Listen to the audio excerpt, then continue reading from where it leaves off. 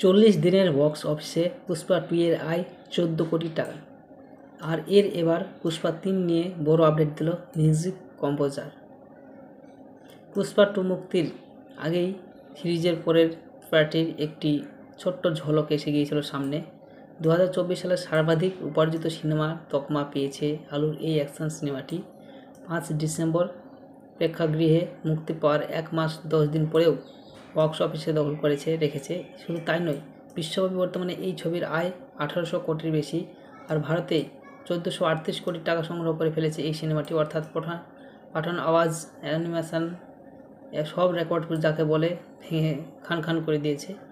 এই সাক্ষাৎকারে ফ্র্যাঞ্চাইজির তৃতীয় পার্ট পুষ্পা দ্য র্যাম্পেজ নিয়ে কথা বলার সময় ছবির মিউজিক কম্পোজার দেবশ্রী প্রসাদ জানালেন, সুকুমার স্যার অক্লান্ত পরিশ্রম করেছেন, ক্রমাগত দৃশ্য এবং গল্পের পুনর্নির্মাণ করেছেন।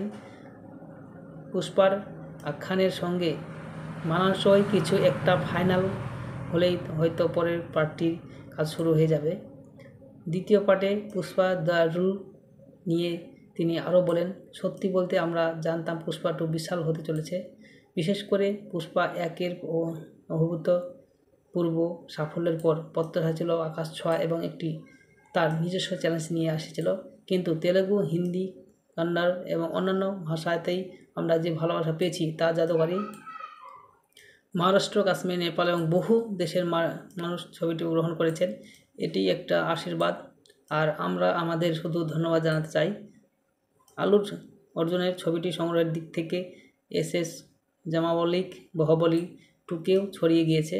বর্তমানে আলুর অর্জুন, রশ্মিকা মান্দানা এবং ফাহাদ ফাসিল অভিনীত সিনেমাটি ভারতের সর্বাধিক উপার্জনকারী সিনেমা হয়ে উঠেছে। ছবিটির প্রচারের সময় সুকুমার এবং বিভিন্ন ভিডিও প্রকাশ করেছিলেন, যা দেখে মনে হয়েছিল যে সিনেমাটির গল্পের আরও কিছু রয়েছে। পুষ্পারাজ কথায় সিনেমা নামে একটি অডিওর মাধ্যমে ইঙ্গিত দিয়েছেন যে শিরোনামের চরিত্রটি মারা গিয়েছে বলে বিশ্বাস করা হয়েছিল ঠিকই, তবে সে পলাতক। অনেকে তারপর থেকেই ভাবা শুরু করে দিয়েছে এটি পুষ্পা 3 দ্য র্যাম্পেজের কথাই কি না, যদি পুষ্পা টিম কখনো এটি স্পষ্ট করেনি। এই হচ্ছে বিষয়টি ভিডিওর। Thank you.